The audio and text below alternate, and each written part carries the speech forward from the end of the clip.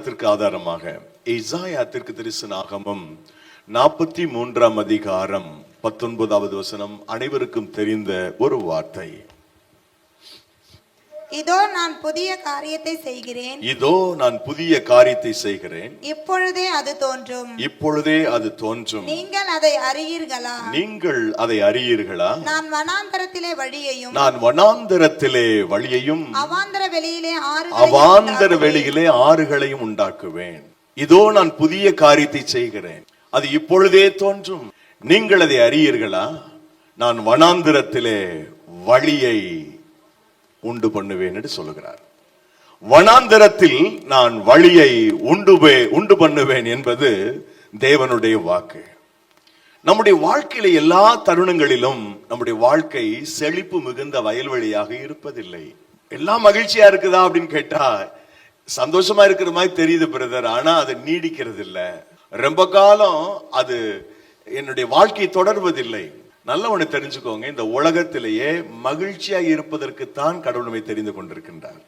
நீங்க வாழ்ற காலம் எல்லாம் சந்தோஷமா இருக்கணும். பிரச்சனைகள் வரும், பிரச்சனைகள் வராமல் இந்த பூமியில் இருக்க முடியாது. ஆனால் தேவன் தருகிற சந்தோஷத்தை, தேவன் தருகிற சமாதானத்தை நாம் அனுபவித்து வாழ வேண்டும் என்பதுதான் இறைவனுடைய சித்தம், அவருடைய விருப்பம். அவருடைய ஜனம் எப்போதும் மகிழ்ச்சியாக இருக்க வேண்டும். கர்த்தருக்குள் மகிழ்ச்சியா இருங்கள், மகிழ்ச்சியா இருங்கள். மறுபடியும் உங்களுக்கு சொல்லுகிறேன், கர்த்தருக்குள் மகிழ்ச்சியா இருங்க, மகிழ்ச்சியா இருங்கள் என்று மறுபடியும் உங்களுக்கு சொல்லுகிறேன். ஆண்டவருடைய சன்னிதானத்திலே நீங்கள் சந்தோஷமா இருக்க வேண்டும் என்று தேவன் விரும்புகிறார். 56 எசாயா 56:7 என்று நினைக்கிறேன், என் ஜெப வீட்டிலே அவர்களை கொண்டு வந்து அவர்களை மகிழ பண்ணுவேன் என்று கர்த்தர் சொல்கிறார். ஏன் ஆலயம்? ஆலயத்தில் நாம் கூடுவதற்கு பல காரணங்கள் இருக்கின்றன. ஆலய ஆராதனை, தொழுகைகள், இவைகளுக்கு பல காரணங்கள் இருக்கின்றன. அதுல பிரதானமான ஒரு காரணம் என்ன சொன்னா, இந்த உலகத்துல நெருக்கப்படுகிறோம், பிரச்சனை நமக்கு நடுவில் நம்முடைய வாழ்க்கையை மோதி அடிக்கின்றது. அதுக்கு நடுவில் ஆலய ஆராதனைக்கு வருகிற போது அவருடைய சமூகத்தில், அவருடைய சன்னிதானத்தில் மகிழ்ந்து களி கூறுவதற்கு கர்த்தர் நம்மை அழைக்கிறார். அல்லேலூயா. ஆகவேதான் சங்கீதக்காரன் சொல்லுகிறான் 122:1 அவர்கள் கர்த்தருடைய ஆலயத்திற்கு போவோம் வாருங்கள் என்று சொன்ன போது நான் மகிழ்ச்சியாக இருந்தேன், சந்தோஷமாக இருந்தேன் என்று சொல்லுகிறார். ஆகவே தேவனுடைய விருப்பங்களில் ஒன்று அவரை ஆராதனை செய்கிற, அவரை தொழுது கொள்ளுகிற அவருடைய அடியார்கள் அத்தனை பேருமே நாம் மகிழ்ச்சியோடு இருக்க வேண்டும் என்பதுதான். இந்த சூழ்நிலையில வனாந்தரம் என்ற ஒரு விஷயம் பாகக்கா மாதிரி கசக்குது நமக்கு. வனாந்தரமா? வேண்டாம், வனாந்தரமே உன் வாழ்க்கை வயல்வெளியாய் மாறும் என்று சொன்னால் நமக்கு சந்தோஷம் வருகிறது. வனாந்தரம் என்ற வார்த்தையே நமக்கு ஏதோ உள்ளத்துக்குள்ள ஒண்ணு செய்யுது. நிறைய வனாந்தரம் என்ற வார்த்தை உபத்திரவம் மிகுந்த, பாடுகள் நிறைந்த, கஷ்டங்கள் நிறைந்த ஒரு வாழ்க்கையை அடையாளப்படுத்துகிறது. வனாந்தரம் ஏன் வருகிறது என்ற தலைப்பிலே நான் உங்களோடு இன்றைக்கு பேச போகிறேன். வனாந்தரம் வருவதற்கான காரணம் என்ன? அந்த வனாந்தரம் வருவதற்கான ஆண்டவர் சொல்லிட்டாரு, வனாந்தரத்தை நான் மாற்றுவேன்னு சொல்லிட்டார். வனாந்தரத்துல வழியை உண்டு பண்ணுவேன்னு சொல்லிட்டார். ஒரு 7 விஷயங்களை வேகமாக நான் உங்களோடு பகிர்ந்து கொள்ள விரும்புகிறேன். வனாந்தரம் நம்முடைய வாழ்க்கையில வருவதற்கான காரணம், நாம் அனைவரும் தேவனுடைய பிள்ளைகள், கர்த்தருடைய மக்கள். அவரை நம்புகிற ஒவ்வொருவரும் அவருக்கு வேண்டியவர்களே. அவரிடத்தில் பட்சபாதம் இல்லை. எனக்கு ஒன்று செய்து உங்களுக்கு ஒன்று செய்கிற தேவன் அல்ல. நாம் அனைவருக்கும் மிக அற்புதமாய் அதிசயங்களை பட்சபாதம் இல்லாமல் செய்கிறவர். ஆனால் ஏன் வாழ்க்கையில வனாந்தரம் வருவதற்கான காரணம் என்ன? நான் எவ்வளவு கஷ்டப்பட்டுட்டேன், போராடி பார்த்துட்டேன், ஆனா ஒரு காரியம் நடக்கல, ஒரு மாற்றமும் இல்லை என்று சொல்லக்கூடிய மக்களுடைய எண்ணிக்கை அதிகம் இந்த உலகத்தில். என்னை போலதான் அவர்களும் முயற்சித்தார்கள், அவர்கள் ஜெயிக்கிறார்கள், என்னால் ஜெயிக்க முடியவில்லை. ஏன்? அவர்களுக்கு வாய்க்கிற காரியம் எனக்கு வாய்ப்பதில்லை ஏன் என்ற கேள்விகள், வினாக்கள் நம்முடைய மனதில் அவ்வப்பொழுது எழுகிறதல்லவா அன்பு தேவனுடைய மக்களே. வனாந்தரம் நம்முடைய வாழ்க்கையில் வருவதற்கு, அதாவது இஸ்ரேல் மக்கள் எகிப்திலிருந்து கானானுக்குள்ளே பிரவேசிப்பதற்குள்ளாக அவர்கள் கடந்து வந்த வனாந்தரத்தை குறித்து ஒரு 4 குறிப்புகளையும், அதற்கு வெளியில ஒரு 3 குறிப்புகளையும் உங்களோட நான் பகிர்ந்து கொள்ள விரும்புகிறேன். எழுத்தின்படி அவர்கள் வனாந்தரத்தில் இருந்தார்கள், எழுத்தின்படி வனாந்தரத்தில் இருந்தார்கள். அவருடைய வாழ்க்கை வனாந்தரமாக இருந்தது. few daysல ரீச் பண்ண வேண்டிய கானான 40 ஆண்டுகள் சுற்றி நடந்தார்கள். 40 நாட்களிலே போக வேண்டிய அந்த ஊருக்கு 40 வருடம் கழித்து சென்றார்கள் என்றால் பாருங்கள், 40 நாள்ல போக வேண்டிய இடம் 40 ஆண்டுகள் அவர்களுக்கு ஆனது. இந்த 40 ஆண்டுகள் 40 years அவர்கள் அந்த wilderness, அந்த வனாந்தரத்தில் தங்களுடைய வாழ்க்கையை செலவழித்தார்கள். 40 வருடங்களை யோசித்து பாருங்க. 40 வருடங்கள் வீடு கிடையாது, 40 வருடங்கள் சொந்த அந்த தேசம் இல்லாமல் வனாந்தரத்திலே பரதேசிகளாக டிராவல் பண்ணி கொண்டே இருக்கிறார்கள். சுக்கோத்திலே கூடாரம் போட்டு அடுத்து இன்னொரு இடத்துல கூடாரம் போடுவார். கூடாரத்தை போட்டுக்கொண்டே போவார்கள். அவர்கள் லட்சக்கணக்கான மக்கள் வனாந்தரத்திலே நடந்து போகிற போது ஒரு பெரும் மனித அலை, கடல் அலையை போல் அவர்கள் போய்கொண்டே இருப்பார்கள். காட்டு வழியிலே பிரவேசிக்கிற போது எல்லாம் அந்த காடு பச்சை பசேல் இருக்கிற காடு, இவங்க கிராஸ் பண்ணாங்கன்னா ஒண்ணுமே இருக்காது. ஆளுக்கு ஒரு கொப்பை உடைச்சா போதும். மரத்துல இந்த 50 லட்சம் பேர் ஆளுக்கு ஒரு கொப்பை உடைச்சாங்கன்னா காடே இருக்காது. வெட்டுக்கிளி மாதிரி அத்தனை பேருக்கும் இந்த 40 ஆண்டுகள் வனாந்தரத்திலே ஆண்டவர் போஷித்தார். அந்த லட்சக்கணக்கான மக்களுக்கு அத்தனை பேருக்குமே வனாந்தரத்திலே மன்னா கிடைத்தது. கண்மலை திறந்து தேவன் தண்ணீரை கொடுத்தார். எத்தனையோ அற்புதங்களை கர்த்தர் செய்தார். இரவு நேர பிரயாணம் என்று சொன்னால் அக்கினி ஜுவாலையாக, அக்கினி மேக ஸ்தம்பமாக, அக்கினி ஸ்தம்பமாக அவர் கடந்து வந்தார். நல்ல ஒரு வெயில் காலமா இருக்குன்னு சொன்னா மேக ஸ்தம்பமாய் அவர் இறங்கி வந்தார். ரொம்ப அழகா நடத்தினார். இந்த உலகத்திலே மிக அழகாக தெய்வீக வழிநடத்துதலை பெற்றுக்கொண்ட ஒரு மிக பெரும் சமூகம் அந்த சமூகம். அவர்கள் வனாந்தரத்திலே நடத்தப்பட்டாலும் கூட, ஏன் அவர்களுக்கு வனாந்தரம் என்றால் ஒரு 4 குறிப்பு அவர்களை குறித்து அதை சொல்லி அதை பார்த்துட்டு அதன் பிறகு வேதாமத்துக்கு இந்த நிகழ்வுக்கு வெளியிலே சில குறிப்புகளை கவனிக்கலாம். முதலாவது உபாகம புத்தகம் 29வது அதிகாரம் 5வது வசனம். கர்த்தனாகிய நான் உங்கள் தேவன் என்று நீங்கள் அறிந்து கொள்ளும்படிக்கு நான் 40 வருஷம் உங்களை வனாந்தரத்தில் நடத்தினேன். ஏன் வனாந்தரம் என்று சொன்னால், சில நேரங்களிலே நம்முடைய வாழ்க்கையிலே வனாந்தரம் ஏன் வருகிறது என்றால், கர்த்தராகிய நான் என்று நீங்கள் அறிந்து கொள்ள வேண்டும் என்பதற்காக. என்னுடைய தேவன் யார் என்று எனக்கு தெரிய வேண்டும். ஆண்டவருடைய வாழ்க்கையிலே அற்புதங்களை செய்கிற போது உங்க மனசுக்கு தெரியும். நீங்க பாருங்க, இயேசு நல்லவர், அற்புதம் செய்கிறவர், அதிசயம் செய்கிறவர் என்று நாம் பல காரியங்களை சொல்லிக்கொண்டே வந்தாலும் என் வாழ்க்கையில நான் அனுபவிக்கணும். அதை ஆண்டவர் வல்லமையுள்ளவர், அவர் மகத்துவமானங்களை செய்கிறார், மகத்துவமானவைகளை செய்கிறார், விடுதலையை தருகிறார் என்பதை நான் அறிந்து கொள்ளும்படி அவர் என்னுடைய வாழ்க்கையில வனாந்தரத்தை அனுமதிக்கின்றார். வனாந்தரம் வருகிற போது ஏன் இந்த வனாந்தரம் என்று நாம் சோர்ந்து போய்விட வேண்டாம். நீங்கள் இந்த தேவனை அனுபவித்து அறிவிக்க போகிறீர்கள். எனக்கு தெரியும் ஆண்டவர் எப்படி நடத்துவார் என்று. ஒரு மனிதன் வேதாகமத்தை எடுத்துக்கொண்டால், வேதாகமத்தை பின்பற்றினால் அவனை கர்த்தர் எப்படி நடத்துவார் என்பதை நான் அறிந்திருக்கிறேன். என்னுடைய வாழ்க்கையிலே நான் அதை அனுபவித்திருக்கிறேன். ஆகவே அவரை அறிந்து மற்றவர்களுக்கு சொல்லும்படி வனாந்தர வழியாக கர்த்தர் நடத்துகிறார். வனாந்தரத்தின் பாதைகளை கர்த்தர் நடத்துகிறார். பிற்காலங்களில் சொன்னார்கள், ஓங்கிய புயத்தினால கர்த்தர்களை நடத்தி கொண்டு வந்தார். செங்கடலை 2ஆக பிளந்தார், கண்மலையை உடைத்து தண்ணீரை எங்களுக்கு கொடுத்தார் என்று பின்னாட்களிலே பாடினார்கள். தேவன் யார் என்பதை அறிந்திருந்தார்கள். சொல்ல முடியும்.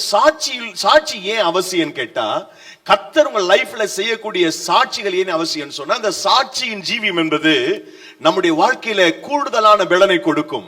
சத்துருவை மேற்கொள்ள நமக்கு ஒரு புது பலனை கொடுக்கும். கவனிங்கள், கர்த்தர் யார் என்று தெரிந்து கொள்ளுகிற போது உங்களை அறியாமலே விசுவாசம் கூடிக்கொண்டே போகும். உதாரணமா சொல்லணும்னு சொன்னா, தாவீது கோலியாத்தை கண்டு மற்றவர்கள் எல்லாம் ஓடி ஒளிந்து கொள்ள எல்லாரும் பயந்து ஒளிந்து கொண்டார்கள். ஆனால் தாவீது பயம் இல்லாமல் அவனை நான் எதிர்கொள்வேன் என்று சொன்னான். இந்த விருத்த சதனம் இல்லாத பெலிஸ்தியனை நான் முறியடிப்பேன் என்று தீர்மானித்தான். அப்படி அவனுக்கு அந்த நம்பிக்கை வருவதற்கான காரணம் என்ன? ஒரு விசை என் ஆடை கரடி கொண்டு போனது, ஒரு விசை என் ஆட்டை மந்தையிலிருந்து என்னுடைய ஆட்டை சிங்கம் கொண்டு சென்றது. நான் அவைகளை பின்தொடர்ந்து போய் அவர்களை அடித்து கொன்று அவைகளுடைய வாய்களுக்கு என் ஆட்டுக்குட்டிகளை நான் காப்பாற்றினேன் என்று சொல்லுகிறான். யோசித்து பாருங்க, கரடி சிங்கத்தை நம்ம பார்த்தாவே நமக்கு 1 பாத்ரூம் 2 பாத்ரூம்லாம் வந்துடும். நாயை பார்த்தா நம்ம பயப்படுறோமே. இப்போ ஒரு நாயை பார்த்தாவே விழுந்து கடிச்சிருமோன்னு ஒரு பயம் வந்துடுது இல்ல. அவன் பாருங்க, சிங்கம் ஆட்டை போடு எப்படியோ நம்மளை கடிக்காம ஆட்டை தூக்கிட்டு போச்சுன்னு விட்டுருவான். சாதாரண பண்ணா. இவன் என்ன பண்ணா, ஏன் ஆடு நான் வளர்த்த ஆடு, பின்னாடியே போனான். சிங்கத்துக்கு பின்னாடியே போய் இவன் அந்த சிங்கம் இவன் நம்மளை விட பெரிய சிங்கமா இருப்பான் போல் இருக்குன்னு அது விட்டுருச்சு. விட்டதோடு மாத்திரம் சிங்கத்தை அடிச்சு கொன்னுட்டு அந்த குட்டியை பத்திரமா தோல்ல போட்டு அவன் கொண்டு வந்தான். அவ்வளவு அற்புதமான ஒரு மனிதன், நல்ல மேய்ப்பன். அப்படி திடகாத்திரமா இருந்திருக்கிறான் பாருங்க. அப்போ அவன் சொல்றான், என்னுடைய ஆண்டவர் என் கூட இருக்கிறதுனால கரடியை நான் மேற்கொள்ள ஆண்டவர் உதவி செய்தார். சிங்கத்தை மேற்கொள்ள கர்த்தர் உதவி செய்தார். அதே போலத்தான் இந்த விருத்த சேதனம் இல்லாத ஒரு சாட்சி எனக்கு கிடைக்கும் போது நான் ஒரு கடினமான பாதையில போகும்போது அதுக்கு நடுவில் கர்த்தரை நடத்துகிறாரே, அதை நான் அறிந்து கொள்ளுகிற போது, அனுபவிக்கிற போது, என் வாழ்க்கையில் நான் இன்னும் கூடுதலாக தேவனுக்காக எழும்பி நிற்க வேண்டும் என்று கர்த்தர் எனக்கு விசுவாசத்தை கொடுக்கின்றார். கரடியை மேற்கொண்ட அந்த தாவீது, சிங்கத்தை மேற்கொண்ட தாவீது, அதற்கு இணையாகவே தான் கோலியாத்தை பார்த்த. கோலியாத்தும் அப்படித்தான். உருவ வேண்டுமானா பெருசா இருந்துட்டு போட்டோம், ஆனா என் மனசுக்குள்ள, என் உள்ளத்துக்குள்ள இருக்கிற கடவுள் மிகப்பெரியவர். அவனுக்குள்ள இருக்கிற சக்தி குட்டிச்சாத்தான். நான் ரொம்ப எளிதா என்ன செய்ய முடியும், மேற்கொள்ள முடியும். அவன் பயம் இல்லாமல் சென்றான். அப்போ அந்த தேவன் யார் என்று அறியும்படி சில நேரங்களில் வனாந்தரம் வருகிறது. ஏன் எனக்கு மட்டும் இது நடக்குது? இந்த வனாந்தரம் அவசியம் தானா? ஏன் கர்த்தர் இப்படி கடினமான பாதையில் நடத்துகிறார் என்று நீங்கள் யோசிக்கும் போது, வனாந்தரத்திற்கான முதல் காரணமே நாம் அவரை அறிய வேண்டிய பிரகாரம் அறிந்து கொள்ள வேண்டும். ஜனங்கள் அறிந்தார்கள், நாம் ஆராதிக்கிற தேவன் சாதாரணமானவர் அல்ல, அவர் வல்லமையுள்ளவர், மகத்துவங்களை செய்கிறவர். அறிந்து கொண்டார்கள். இரண்டாவது, செகண்ட் ரீசன் ஏன் வனாந்தரம் வருகிறதுன்னு சொன்னா, யுத்தம் செய்கிற எதிராளிகளை நீங்கள் கடந்து போவது உங்களுக்கு சிரமம், நீங்கள் மனமடிந்து போவீர்கள் என்பதற்காக அவர் வனாந்தரத்தில் நடத்துகிறார். சில நேரங்களில் உங்களுக்கு கஷ்டம் வருது, ஏன்னா இதை விட பெரிய கஷ்டத்துக்குள்ள நீங்க போயிடக்கூடாதுன்றதுக்காக சின்ன கஷ்டத்துக்குள்ள என்ன செய்யறாரு, அவர் நடத்துறாரு. நிறைய டைம் இப்படி நடக்குது, நம்ம மனித அறிவுக்கு தெரியாது. ஏன் ஆண்டவர் இந்த கடினமான சூழ்நிலை நடத்துகிறான்னு சொன்னா, தலையோடு போக வேண்டியது தலைப்பாகையோடு. இந்த வசனம் எந்த புத்தகத்தில் இருக்கு? வழக்கு சொல். தலையோடு போக வேண்டியது தலைப்பாகையோடு போக சொல்லுவாங்கல்ல, அது மாதிரி உங்களுக்கு ஒரு பெரிய சிக்கல் இருக்குது, அந்த சிக்கல் இருந்து உங்களை டைவர்ட் பண்ணி உங்களை சேவ் பண்றதுக்காக அவர் மற்றொரு பாதையை நடத்தினா அது உங்களுக்கு வனாந்தரமாக தெரிகிறது. ஆனா இதை கடந்து நீங்கள் இதுல போயிருந்தா நல்லா இருக்குமே நினைச்சிருந்தா, கட்டாயம் எல்கானா நகோமி அங்கே ஒரு நிறைவாய் சென்று வெறுமையாய் திரும்பி வந்தது போல, எல்கானா தானே அவர் பேரு, எலிமெலக்கு இறந்து போனான், பிள்ளைகளும் இறந்து போனார்கள், ஒரே வீட்டுல 3 விதவைகள். ஏன் இப்படி நடத்திருக்க கூடாது அப்படி நினைக்கும் போது அதுல நீங்க போக துவங்கினீங்கன்னா மிகப்பெரிய பேரழிவு, எல்லாத்தையும் முதலுக்கே நஷ்டம் மாதிரி. அதனால சில நேரங்கள்ல என்ன பண்றாரு, அவரு மனம் அடிந்து போய் விடாமல் உங்களை வனாந்தரத்தை நடத்துகிறார். யாத்திரையாகம புஸ்தகம் 13ஆம் அதிகாரம் 17-18 வசனங்களை வாசிக்க கேட்போம். பார்வோன் ஜனங்களை போகவிட்ட பின், ஜனங்கள் யுத்தத்தை கண்டால் மனமடிந்து எகிப்துக்கு திரும்புவார்கள் என்று சொல்லி, பெலிஸ்தரின் தேச வழியாய் போவது சமீபமானாலும் தேவன் அவர்களை அந்த வழியாய் நடத்தாமல் சிவந்த சமுத்திரத்தின் வனாந்தர வழியாய் ஜனங்களை சுற்றி போக பண்ணினார். போதும், யுத்தத்தை கண்டு மனமடிந்து போய் விடுவார்கள். யுத்தம் நடக்கிறது என்று சொன்னால் அவர்கள் மிக சோர்ந்து போவாங்க. ஏனென்றால் 50 லட்சம் மக்கள், உத்தேசமாக 50 லட்சம் மக்கள், 6 லட்சம் புருஷர்கள் கணக்கு பண்ணி, அவங்களுடைய மனைவிமார்களை கணக்கு பண்ணி, அவங்களுடைய பிள்ளைகளை கணக்கு பண்ணா, வேத ஆராய்ச்சியில் பலர் சொல்லக்கூடிய கூற்று 50 லட்சம், உத்தேசமா 50 லட்சம் மக்கள் டிராவல் பண்ணி இருக்கிறாங்க. இவங்க எல்லாம் மனமடிந்து போயிருவாங்க. அவ்வளவுதான் நம்ம லைஃப், இங்கே சாக வேண்டியதான்னு அவங்க எல்லாம் திரும்பிடுவாங்க. அதனால யுத்தத்தை பார்க்காம வனாந்தர வழி நடத்தும். ஏன் உங்களுக்கு வனாந்தரம்? ஏன் நீங்க விரும்பாத ஒன்று உங்களுடைய லைஃப்ல நடக்கிறது?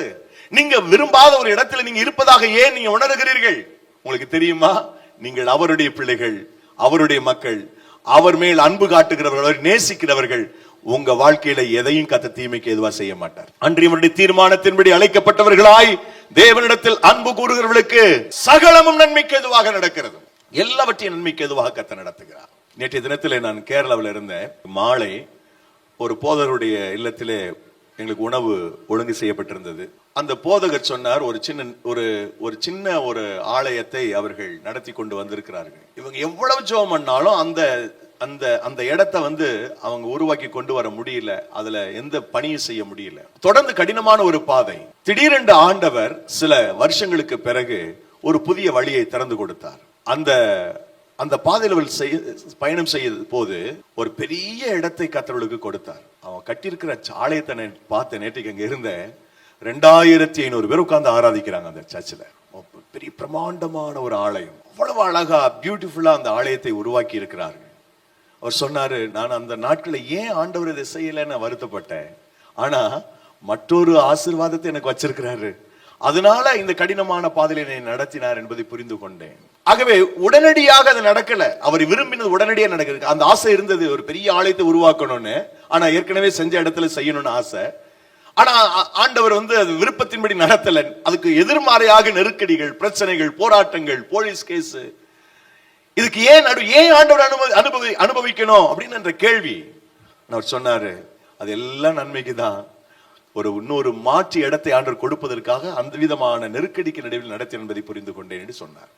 எனது அன்பு சகோதர சகோதரிகளே, பெரியவர்களே, நெருக்கடிகள், பிரச்சனைகள் உங்களுக்கு வனாந்தரத்தை போல தோன்றும்.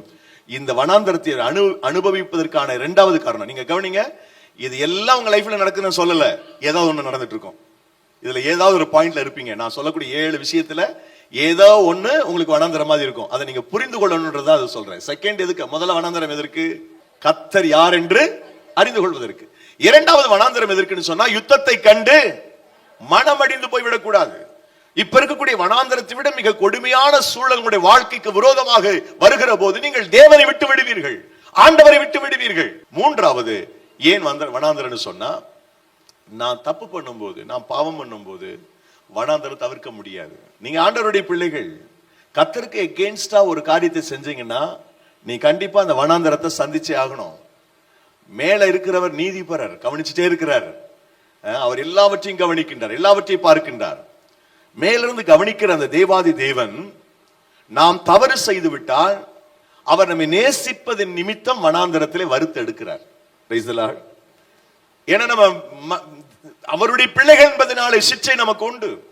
யோசித்து பாருங்க, சில எல்லாமே கரெக்டா இருக்குது, ஏன் கஷ்டம்னு சொன்னா, நான் எங்கேயாவது மிஸ்டேக் பண்ணிருக்கோமா, நம்முடைய வாழ்க்கையில எங்கேயாவது தப்பு நடந்திருக்குதா, அதற்கு தண்டனையாக அவர் வனாந்தரத்தில் நடத்துகிறார். என்னாகம புத்தகம் 33-34 வாசி. அவைகள் வனாந்தரத்திலே விழுந்து தீரும் மட்டும் உங்கள் பிள்ளைகள் 40 வருஷம் வனாந்தரத்திலே திரிந்து நீங்கள் சோரம் போன பாதகத்தை சுமப்பார்கள். நீங்கள் தேசத்தை சுற்றி பார்த்த 40 நாள் இலக்கத்தின்படியே ஒவ்வொரு நாள் ஒவ்வொரு வருஷமாக நீங்கள் 40 வருஷம் உங்கள் அக்கிரமங்களை சுமந்து என் உடன்படிக்கைக்கு வந்த மாறுதலை உணருவீர்கள். ஏன் இந்த வனாந்தரம் மூன்றாவதுன்னு கேட்டா, சோரம் போன பாவத்திற்காக, அக்கிரமங்களுக்காக அதை சுமந்து தீர்க்கின்ற வரை வனாந்தரத்தில் அலைந்து திரிய வேண்டும். நீங்க சாதாரணமா எக்ஸடஸ், லெவிட்டிகஸ், நம்பர்ஸ், டியூட்டோனமி இந்த புத்தகங்களை வாசிக்கும் போது இஸ்ரேல் மக்களுடைய வனாந்தர காரியங்களை வாசிக்கிறோம். ஏன் அந்த வனாந்தரம் என்று நாம் சிந்திக்க துவங்கினால், ஒவ்வொரு புத்தகத்திலையும் அற்புதமான அந்த ரீசன்ஸ், அதாவது காரணங்கள் வைக்கப்பட்டிருக்கிறது. ஏன் இந்த ஜனங்கள் வனாந்தரத்தில் 40 வருடங்கள் இருக்க வேண்டும்? பாவம் செய்த அந்த காரியத்தினால், சோரம் போனதினால், அக்கிரமத்தை சுமந்து தீர்க்கிற வரைக்கும் வனாந்தரத்தை கர்த்தர் அனுமதிக்கின்றார். சீமேயி தாவீதை தூசிக்கின்ற போது அவன் சொன்னா, பக்கத்துல சொன்ன ஒரு வார்த்தை சொல்ல, அவனை வெட்டி போட்டுறேன்றான். அபிஷாய் இல்ல, அவன் தூசிக்கட்டும், விட்டுவிடு, தூசிக்க சொல்லி கர்த்தர் அவனுக்கு சொல்லி இருக்கிறார். ஒருவேளை அவன் நிந்தித்த நிந்தனைக்கு பதிலாக தேவன் எனக்கு நன்மையானதை சரி கட்டுவார் என்று சொன்னான். நான் செய்த குற்றம், தாவீதுடைய லைஃப்ல செஞ்ச பிளண்டர் மிஸ்டேக், அந்த தப்பினால அவனுக்கு கிடைச்ச பனிஷ்மெண்ட் என்னன்னு நீங்க 2 சாமுவேல் புத்தகம் 11 அதிகாரம் 12 அதிகாரத்துல பார்க்கலாம். 11 அதிகாரத்துல மிஸ்டேக் பண்றான், 12 அதிகாரத்துல அவனுக்கு எப்படி கடவுள் திருப்பி தண்டனை கொடுக்கிறாரு, அதை எப்படி அவன் சுமக்கிறான்றத 12 அதிகாரத்துக்கு பிறகு நீங்க வாசிக்க முடியும். 2 சாமுவேல் சாப்டர் 12 11 வாசித்தாதான் 12 உங்களுக்கு புரியும். ஏன் தாவீதுக்கு இவ்வளவு பிரச்சனை? அவருடைய பிள்ளைகள் நிமித்தம் தாவீது ஏன் இவ்வளவு வேதனைப்பட வேண்டும்? தாவீதுடைய வாழ்க்கையில ஏன் இவ்வளவு கஷ்டம்? தாவீது ஒரு பெரிய தப்பு பண்ணனா. பைபிள் சொல்லுது, தாவீது அந்த ஒரு விஷயத்துலதான் நேர்மை இல்லாம போயிட்டான், மற்ற எல்லாத்துலயும் அவன் செம்மையா நடந்தான்னு பைபிள்ல சொல்லி இருக்கு. அற்புதமான மனிதன் தான், ஆனால் குறிப்பிட்ட ஒரு காரியத்துல அவன் மிக மதீனமாய் நடந்து கொண்டான். அதற்காக அவன் கொடுத்த கிரயம் அதிகம். அவனுக்கு கிடைக்க வேண்டிய பாக்கியமும் அற்று போச்சு. ஏனென்றால் அவன் தான் ஆலயத்தை கட்டி இருக்கணும், கட்டக்கூடாதுன்ட்டார். சர்ச்சை நீ கட்டாதேன்ட்டார். நிறுத்து, உன் பையன் பாத்துக்கோ, விட்டுரு அப்படின்ட்டார். அவனுக்கு என்ன மாதிரி ப்ராப்ளம் வந்துச்சு? அவன் எப்படி அந்த காரியத்துல அவன் கடந்த அந்த வனாந்தரம் போன்ற காரியத்துல கடந்து போக வேண்டியிருந்துச்சு சொன்னா, அது ரொம்ப கஷ்டம். ஏன் அது நடந்துச்சு? தாவீது செய்த தவறினால். தனிப்பட்ட வாழ்க்கையில நீங்கள் தேவனுக்கு விரோதமாக தவறு செய்கிற போது இந்த வனாந்தரம் தவிர்க்கப்பட முடியாது. ஏனென்றால் நீங்கள் ஆண்டவருடைய மக்கள் என்பதனாலே அவர் உங்களை சிட்சித்து நடத்த வேண்டியது கட்டாயம். நமக்கு அடி விழணும், விழுந்தாதான் கடவுளுடைய பிள்ளைகள், இல்லைன்னா வேசி பிள்ளைகள் இருக்கு பைபிள்ல. எங்க இருக்கிறது? எபிரேயர் புத்தகம் 12ஆம் அதிகாரம் 7, 8, 9, 10, 11 வசனங்களை குறித்து வைத்துக் கொள்ளுங்கள். Hebrew chapter 12 verse number 7 to 11. நீங்க எல்லாருக்கும் கிடைக்கும் சிக்ஷை உங்களுக்கு கிடைக்காம போனா நீங்கள் தேவனுடைய பிள்ளைகள் அல்ல, வேசி பிள்ளைகளாய் இருப்பீர்கள். ஆகவே இந்த வனாந்தரத்தை ஏன் ஆண்டவர் அனுமதிக்க வேண்டும் என்றால், வனாந்தரம் என்பது நான் செய்த தவறினாலே என்னுடைய வாழ்க்கையில அனுமதிக்கப்படுகிறது. நான் செய்த தப்பிதத்தினாலே அந்த வனாந்தரம் என்னுடைய வாழ்க்கையில வருகிறது. கவனிங்கள், ஒரு பெண் இளையவள் 2 அக்கா தங்கச்சியே அவன் கல்யாணம் பண்ணான். பழைய ஏற்பாட்டுல, புதிய ஏற்பாட்டு காலத்துல இல்ல. புதிய ஏற்பாட்டு காலத்துல அந்த இது இல்ல. பழைய ஏற்பாட்டு காலத்துல நிறைய அப்படி பாக்குறோம். அதுல பாத்தீங்கன்னா மூத்தவளுக்கு டக்கு டக்குன்னு குழந்தை பிறக்குது, 2வது காரிக்கு குழந்தையே பிறக்கல. யார் அது? லேயாள். எல்லாம் வேத பண்டிதர்கள், கரெக்டா சொல்லிட்டீங்க. லேயாள் கூச்ச பார்வையுடையவள். அது நடந்ததெல்லாம் தெரியும் உங்களுக்கு. அதாவது யாருன்னா யாக்கோபு வந்து சரியான ஒரு 420 ஏமாத்துக்காரன். அப்பாவுக்கு கண்ணு தெரியாது. அம்மா சொல்றா, உங்க அப்பா உங்க அண்ணன் ஆசீர்வதிக்க போறாருப்பா, இருக்கிற ஆசீர்வாதத்தெல்லாம் கொடுக்க போறாரு. அது வந்து ஆசீர்வாதம் பத்திரம் பண்ற மாதிரி அந்த காலத்துல சொல்லிட்டா சொன்னா மாத்த மாட்டாங்க. அவ்வளவு கரெக்டா இருந்திருக்காங்க. அதனால ஒண்ணு செய், உங்க அண்ணனுக்கு உடம்பு முழுசும் ரோமம், நான் உனக்கு உதவி செய்யறேன். அவர் ஆசீர்வாதத்துல சாபம் வந்துட போதுமா அப்படின்றாங்க. இல்ல நான் சொல்ற மாதிரி கேளு, ஆட்டு ரோமங்களை உன்னுடைய கையில சுத்தி விடுறேன், நான் சமைச்சு தரேன். டேஸ்ட் அவங்க அப்பா டேஸ்ட் எனக்கு தெரியும், நல்லா சமைச்சு தரேன். அதை அண்ணன் ஏசா வந்திருக்கேன்னு சொல்லி மாத்தி சொல்லி விடுறான் பேரை. ஆளு வந்து தம்பி பேர் எந்த பேரை சொல்றான்? அண்ணன் பேரை சொல்லி அப்பாட்ட ஆசீர்வாதத்தை வாங்கிக்கிறான். அவனும் அப்ப சந்தேகம் தான் வருது அந்த ஈசாக்கு. சத்தமோ யாக்கோவின் சத்தம், சரீரமோ, அவனுக்கு சந்தேகம் வருது. ஆனாலும் அவர் சாப்பாட்டு பிரியர். நமக்கு வந்துருச்சு, நல்ல சாப்பாடு வந்துருச்சுன்னு சாப்பிட்டுட்டு இருக்கிற ஆசீர்வாதத்தை எல்லாம் தீர்த்து சொல்லிட்டான். அவன் வந்து அழுகிறான், ஒரு ஆசீர்வாதம் இல்லையா, இருக்கிற தர்றான்டான்னு. அவன் ஓன்னு தம்பி அழுதன கோவம் வந்துருது, அவனுக்கு பொழைச்சு கட்டுறேன்னு போறான். இதான் நிகழ்வு. ஆனா இந்த ஏமாத்துக்காரனுக்கு கர்த்தர் எங்க அடி விழு கொடுக்கிறாருன்னா, இவன் மாமனார் வீட்டுக்கு போனான். அவனுக்கு மூத்த பொண்ணை பிடிக்கல. ஏன்னா அந்த பொண்ணு மாறுகண்ணு, கூச்ச பார்வை, இவளை யாரு கல்யாணம் பண்ணுவா அப்படின்னு. தங்கச்சிக்காரி ரொம்ப அழகா இருக்கிறா. தங்கச்சியை அவன் கணக்கு பண்ணி கல்யாணம் பண்ணிக்கணும் முடிவு பண்ணிட்டான். போய் மாமனார்ட்ட வம்பு பண்றான், கட்டி குடியா உன் பொண்ண அப்படின்னு. இந்த ஊர்ல சில வழக்கம் இருக்கு. அவன் மனசுல ஒரு யோசிக்கிறாரு, இவனை விடவும் முடியாது, சகோதரியுடைய பையன், எப்படி இவன் தலையில கட்டிட வேண்டியதுதான், 2 பிள்ளையும் சேர்த்து கட்டி விட்டுருவோன்னு அவர் பிளான் பண்றாரு. இப்போ அந்த காலங்கள் இப்ப இருக்கிறது மாதிரிலாம் இல்ல. இப்ப எல்லாம் வந்து ஒரு மாதிரி உறுதி பண்ண உடனே தனியா போய் சந்திச்சுக்கிறாங்க, போன்லயே மணிக்கணக்கா என்ன செய்யறாங்க, பேசுறாங்க. அதுல ரொம்ப அந்த காலம் ஸ்ட்ரிக்டா இருக்கும் போல் இருக்கு. பொண்ணுக்கு முகமே தெரியாம எல்லாம் அலங்காரம் பண்ணி, முஸ்லிம் மாதிரி அலங்காரம் பண்ணி, இவனுக்கு அவன் கல்யாணம் பண்ற வரைக்கும் அது ராகேல்னு நினைச்சுக்கிட்டு இருந்தான். தகப்பன் மாமனார் எப்படின்னா, தங்கச்சிக்கு பதிலா அக்காவை ஜோடனை பண்ணி இவன் வந்து ராகேல் நினைச்சுக்கிட்டே போனா, விடிகள் எந்திரிச்சு பாக்குறான், டென்ஷன் ஆயிட்டான், போய் சண்டை போடுறான். இவரு வழக்கத்தின்படி மூத்தவள் இருக்கு, இளையவளை திருமணம் செய்ய முடியாது, இன்னொரு 7 நாள் ஆகட்டும், அவளையும் கல்யாணம் பண்றான், அவளுக்கு பதிலாக இன்னொரு 7 வருஷம் நீ வேலை செய்யணும்ன்றான். இவன் பாருங்க, இதுல என்னன்னா இவங்க லைஃப்ல 2வது நடக்கிற விஷயம். நம்ம தப்பு பண்ணும்போது இருக்கான தண்டனை எப்படி கிடைக்குதுன்னு சொல்லிட்டு வரேன் நான். அதாவது எங்கே ஆள்மாறாட்டம் பண்ணினானோ யாக்கோபு, அந்த ஆள்மாறாட்டம் யார் லைஃப்ல நடந்துருச்சு. இனி எதை விதைக்கிறியோ அதுதான் இருப்ப. அப்பாக்கிட்டே ஆள்மாறாட்டம் பண்ணின இந்த யாக்கோபு, இவனுக்கு ஒரு லைஃப்னு வரும்போது அங்கே ஆண்டவர் கணக்கு தீக்கிறார், நீ சந்திச்சே அவனும் வாடா அப்படி. இப்ப இந்த 2 பேர்ல அக்கா காரிக்கும் தங்கச்சி காரிக்குள்ள காரியத்தை பாருங்க. அக்காவுக்கு மலமலன்னு குழந்தை பிறக்குது. மலமலன்னா ஒரு 4-5 பிள்ளைங்க பிறந்தது. அது வரைக்கும் அந்த பெண்ணுக்கு குழந்தை இல்ல, அழுகுறா.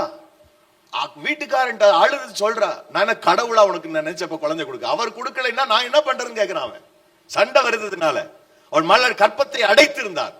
ஏன் அப்படின்னு நான் ஒரு கேள்வி கேட்டேன்ல நேற்றைய தினத்தையும் முந்தா நாள்ல நான் பைபிள் வாசிக்கும் போது, ஏன் இந்த பெண்ணுக்கு எவ்வளவு லாங் குழந்தை இல்லையே ஏன் அப்படின்னு கேட்டா, எனக்கு ஒரு காரியத்தை கர்த்தர் சொன்னாரு. இவன் என்ன பண்ணா, வீட்டை விட்டு கிளம்பி வரும்போது, தகப்பன் வீட்டை விட்டு கிளம்பி வரும்போது கணவர் சொல்லிட்டார் கிளம்பி போயிடலாம். நம்ம அப்படி கிளம்பி வரும்போது கணவர் வழிபட்ட விக்கிரகங்களை சுரூபங்களை திருடிட்டு வந்து தன்னுடைய வீட்டுல கூடாரத்திலே மறைத்து வைத்திருந்தார். தேவன் வெறுக்கிற அருவருக்கக்கூடிய ஒரு பாவத்துல ஒண்ணு விக்கிரகாராதனை. இந்த தவறு நிமித்தம் தான் அவளுக்கு ரொம்ப லாங் அந்த இடைவெளிக்கு பிறகு அவளுக்கு குழந்தை கிடைச்சது. நீங்க எந்த தப்பு பண்ணாலும் பனிஷ்மெண்ட் இருக்கு கடவுளுடைய பிள்ளைகளுக்கு. ஏன் ஆண்டவர் எனக்கு இந்த சோதனை தர்றாரு அப்படின்னு சொல்லாதீங்க. ஏன் சோதனை வந்துச்சு, இந்த சோதனைக்கு காரணம் என்னன்னு யோசித்து பாருங்க.